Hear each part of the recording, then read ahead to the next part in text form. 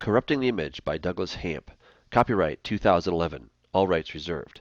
Chapter 16. Man Becoming His Own God. We are going to become gods, period. But if you're going to interfere with me becoming a god, you're going to have trouble. There'll be warfare. Transhumanist Richard Seed. In the beginning, God established that everything should reproduce according to its kind. We find the phrase according to its or their kind 5 times in Genesis chapter 1. God founded the fundamental principle from the beginning of time that everything should reproduce after its own kind. Then God said, "Let the earth bring forth the living creature according to its kind, cattle and creeping thing, the beast of the earth, each according to its kind." And it was so. And God made the beast of the earth according to its kind, cattle according to its kind, everything that creeps on the earth according to its kind. And God saw that it was good. Genesis 1:24 through 25. While a German Shepherd can mate with a Golden Retriever, for example, they are both from the same kind, that is, the dog, technically wolf, Canis lupus species. Thus, mixing goats and, let's say, spiders should never happen, as it would violate God's law. Yet this sort of manipulation of the kinds is exactly what is happening today. Genetic scientists have actually mixed a goat and a spider together at the DNA level. Though the percentage of spider is only 1 in 70,000, the resulting creature is still one that is not completely according to its own kin anymore. Genetic scientists have incorporated selected spider DNA into goat embryos to engineer a hybrid spider-goat. The result is a goat that looks like a goat, acts like a goat, but produces milk which contains proteins which, when treated, produce a very close imitation of the valuable spider silk. A single goat only produces small amounts of the desired material, so an extremely large herd is required to acquire useful quantities. While we can understand the desire to harvest spider silk for its great strength, mixing 2 different kinds violates God's principle and will ultimately end poorly. This kind of technology raises the question of whether one day we will actually try to make a real-life Spider-Man. Green eggs and ham. Mixing spiders and goats is not all that is happening. Taiwan researchers have mingled the seed, genetic material of pigs, with jellyfish that glow in the dark to create real-life green eggs and ham. They claim that while other researchers have bred partly fluorescent pigs, theirs are the only pigs in the world which are green through and through. The pigs are transgenic, created by adding genetic material from jellyfish into a normal pig embryo. Whereas God commanded the land to bring forth the animals into existence, he formed Adam from the dust of the ground with his own hands, and then blew his spirit into Adam, and thus made him in his own image. Therefore, to mix man with an animal must be infinitely more offensive to God, since it would be a direct and deliberate violation of his law, and an affront to his glorious image. Nor shall you mate with any animal to defile yourself with it, nor shall any woman stand before an animal to mate with it. It is perversion. Leviticus 18:23. Then God said, "Let us make man in our image, according to our likeness. Let them have dominion over the fish of the sea, over the birds of the air, and over the cattle, over all the earth, and over every creeping thing that creeps on the earth." Genesis 1:26. They exchanged the glory. In the book of Romans, we see that man should have known about God, but suppressed that knowledge, and thereby became a fool, though he thought he was most wise. Man's foolishness would cause him to exchange the brilliance and image of the true God for images looking like animals and such. Although they claimed to be wise, they became fools and exchanged the glory of the immortal God for images made to look like mortal man and birds and animals and reptiles. Even though Paul's primary thought is probably idols and the statues that accompany them, we could certainly see how evolution could also be included in that. Rather than teach that we are in God's image, evolution teaches that we came from microbes and then lesser creatures, until finally and accidentally we evolved to become human. The teaching of evolution, which began 150 years ago, is now having its full impact. Man, for the most part, is generally committed to the belief that we humans evolved from animals and that God does not even exist. With God removed, we can understand how mixing 2 different kinds of animals in order to evolve to a new level raises very few flags for most people. After all, they say we came from animals. National Geographic News published an article in 2005 discussing how the lines between human and animal are becoming blurred by creating human rabbits, pigs with human blood, and mice with human brains. Scientists have begun blurring the line between human and animal by producing chimeras, a hybrid creature that's part human, part animal. Chinese scientists at the Shanghai Second Medical University in 2003 successfully fused human cells with rabbit eggs. The embryos were reportedly the first human-animal chimeras successfully created. They were allowed to develop for several days in a laboratory dish before the scientists destroyed the embryos to harvest their stem cells. In Minnesota, researchers at the Mayo Clinic created pigs with human blood flowing through their bodies. And at Stanford University in California, an experiment might be done later this year to create mice with human brains. In 2008, Britain granted licenses to create human pig embryos, according to onenewsnow.com. Dr. Mark Mostert of Regent University, who was interviewed in the article, notes that British law requires that the human animal embryos be killed after 14 days. Yet he predicts that some researchers will violate that statute and let them grow even further. He makes the important observation concerning what is really happening and where it will most likely end. He elaborates. Species were created to procreate among those of like kind, and now this takes us a step closer to essentially saying, well, whatever the Bible says or whatever a Christian perspective is doesn't really matter. We have now completely divorced from what we do from biology and in human engineering from acknowledging that we as human beings are creations of God and that other species are made by the Creator. Now we're saying that we are taking that role. Mostert argues that the creation of human pig embryos will create beings that God never intended to be. Forsaking the image of God through transhumanism. Man now believes that he can take his evolution into his own hands and direct it for his own good. This belief was stated boldly by Juan Enriquez, chairman and CEO of Biotechnology, who was featured in an article by Ken Fisher of Ars Technica. Entitled, We Are Becoming a New Species, We Are Becoming Homo Evolutus. He states, humanity is on the verge of becoming a new and utterly unique species, which he dubs Homo Evolutus.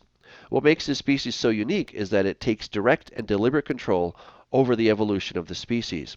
Calling it the ultimate reboot, he points to the conflux of DNA manipulation and therapy, tissue generation, and robotics as making this great leap possible.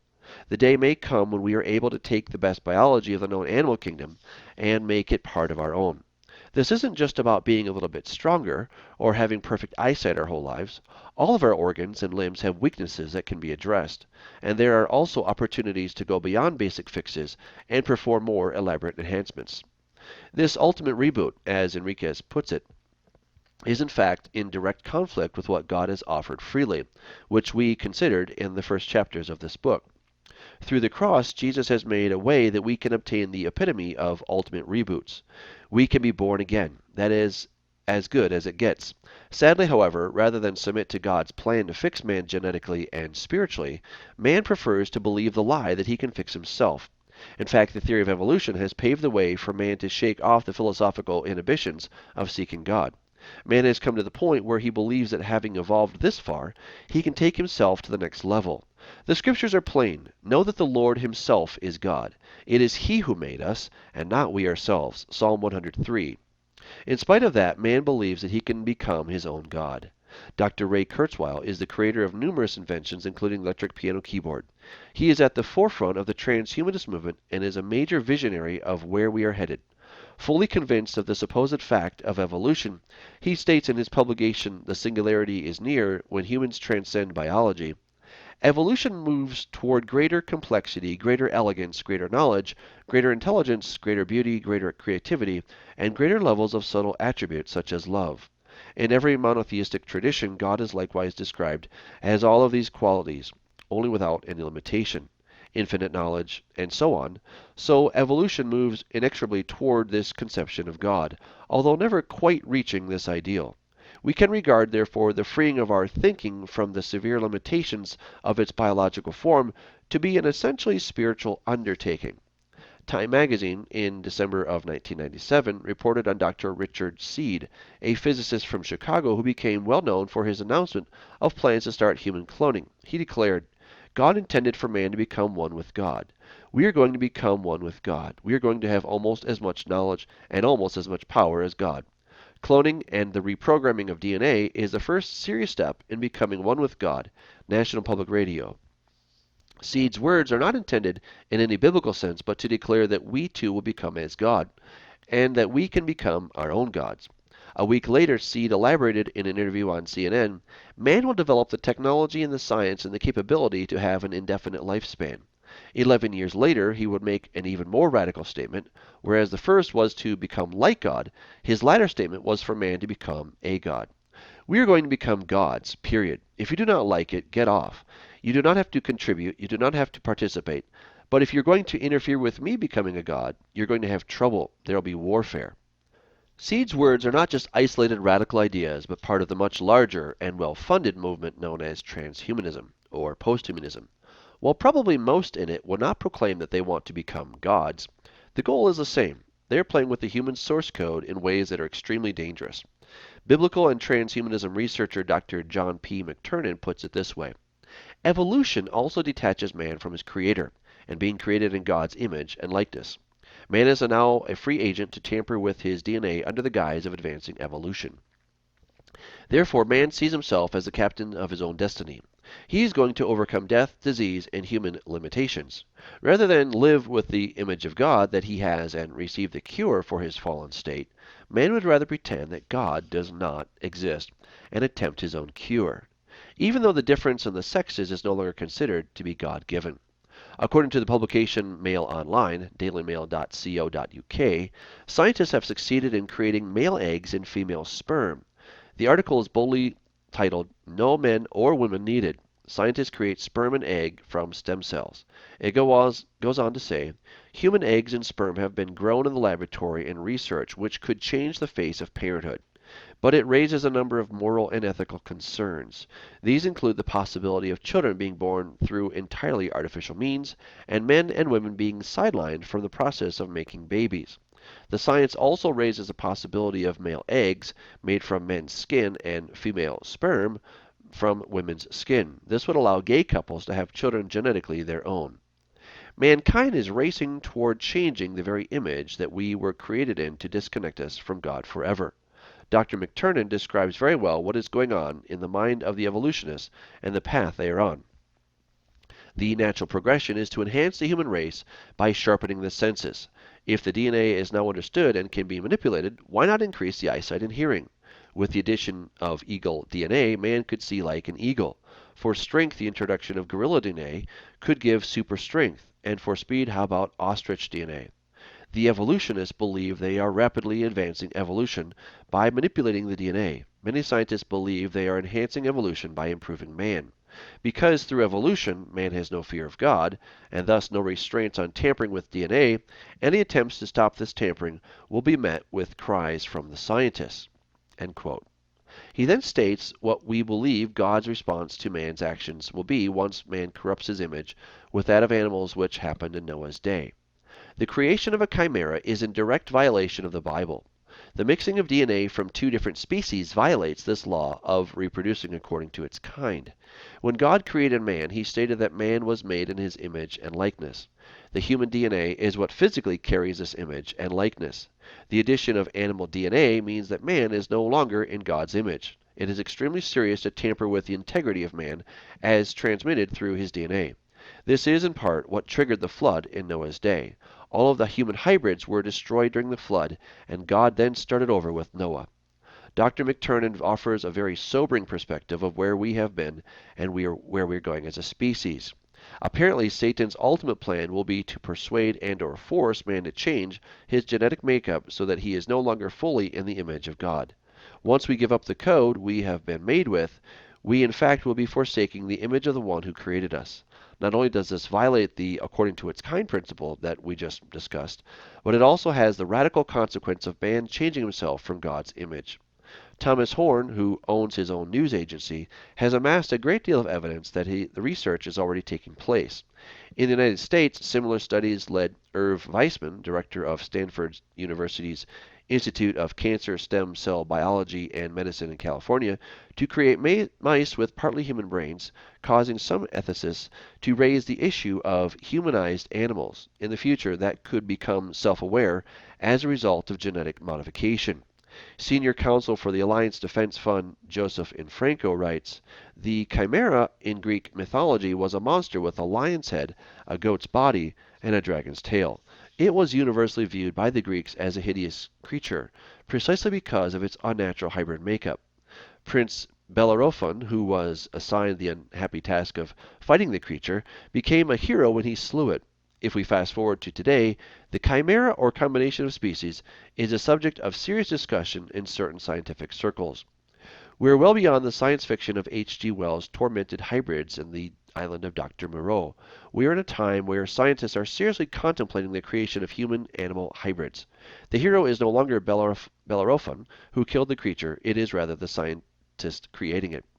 Horn also points out that in 2007, National Geographic magazine stated within 10 years the first transhumans would walk the earth.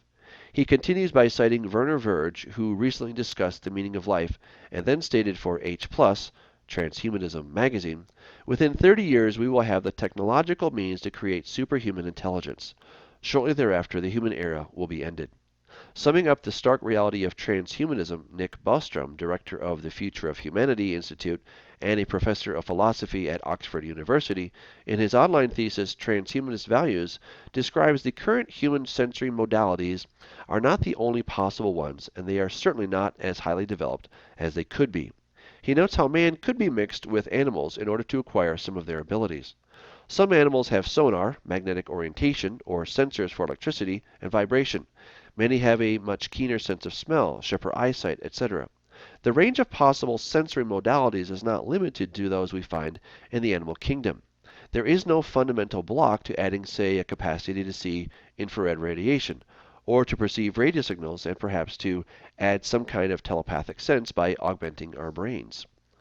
In his book Life, Liberty, and the Defense of Dignity, The Challenges of Bioethics, former chairman of the President's Council on Bioethics, Leon Kass, cautioned, "Human nature itself lies on the operating table, ready for alteration, for eugenic and psychic enhancement, for wholesale redesign.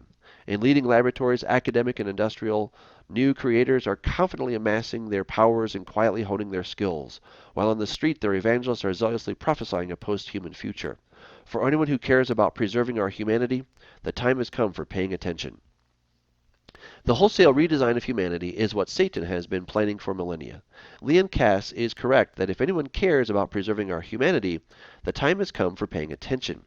What the rapidly growing transhumanist and posthumanist movement demonstrates to a large degree is how man feels about his maker. It shows in general that 1. Man has no fear of God, which is only natural if people feel that God has been disproven through evolution. And of course, if there is no God, then 2. There is no need to submit to his word. Having rejected the author of the word, man is under no obligation to accept the statements in his book, nor is he seeking the solution to man's problem prescribed in the book. 3. Believing that he has evolved this far, and the complexity of the human body is due to evolution, man believes that he should carry on his own evolution. 4. Man desires to direct his own destiny and rewrite his source code by mixing it with creatures. 5. By rewriting his DNA according to his own wisdom, man rejects the image of God, which is coded in his DNA. 6. Should the right opportunity arise, man might well be willing to go through the ultimate upgrade and thereby completely reject the image of God. Satan's next move. To understand Satan's next move and to see how man will be persuaded to take such an improvement, we will need to review just a little. We have seen conclusively that Satan has tried many times throughout history to mingle his seed with men. He started in the days of Noah, which resulted in God destroying the demonic human hybrids, Nephilim, in the flood, Genesis 6. Then he polluted the land of Canaan with the demonic human hybrids when the children of Israel first came to possess it, Numbers 13:33, Deuteronomy 3:11. We hear of the last of the Nephilim with the destruction of Goliath and his brothers, 2 Samuel 21:18-22. Daniel's interpretation of Nebuchadnezzar's dream prophesied that one day 10 kings would mingle themselves with the seed of men, but would not adhere. Daniel 2:43. Finally, Jesus himself warned that at the time of his coming, conditions would be as they were in the days of Noah. Matthew 24:37. Just as the demons mixed with humans in the days before the flood, so too they will mingle their seed with humanity in the days before the second coming. If the reason for destroying the world via the flood was the mingling of the demons and humans, which grieved God's heart, and that their thoughts and actions were continually wicked, then a major reason the Lord will again judge the world may be due to the demons once again mingling themselves with the seed of men. Man now possesses the power via transgenics and transhumanism to direct his own evolution. Tinkering with his code at the genetic level, DNA, is not only possible, but is currently being done. Strange animal hybrids are being made in the laboratory, and even humans and animals are being experimented with. Man is certainly open to improving himself in any way possible. From all of the testimony that we have seen, we know that transhumanism is, of course, not the real goal. For the very concept of it is trans, that is, to be transhuman, to go beyond being human. The mixing of human seed with animals is merely a stepping stone to something far more sinister that Satan has been planning for a very long time, and in fact has already attempted several times. Daniel 2:43 predicts that such a scenario is going to happen again, and we saw that it has already begun. Thus, man mingling himself with animals is detestable, but not the deal breaker. Transhumanist activity is only the stepping stone to an even grander deception. We've noted that after the rapture, the enemy will have a counter explanation, and the aliens will take credit for it. The Bible tells us that a man with fierce countenance will arise, and he will have all the power, authority, and working signs of Satan to deceive the world and to cause them to take on his mark. Could the science of transhumanism and transgenics play a role in the rise of the Antichrist and the mark of the beast? Could technology allow Satan to create one from his own seed, as Genesis 3:15 predicts? Satan's endgame has been in the making now for many decades, and will very soon be put into play. We will explore how this will happen in the next chapter.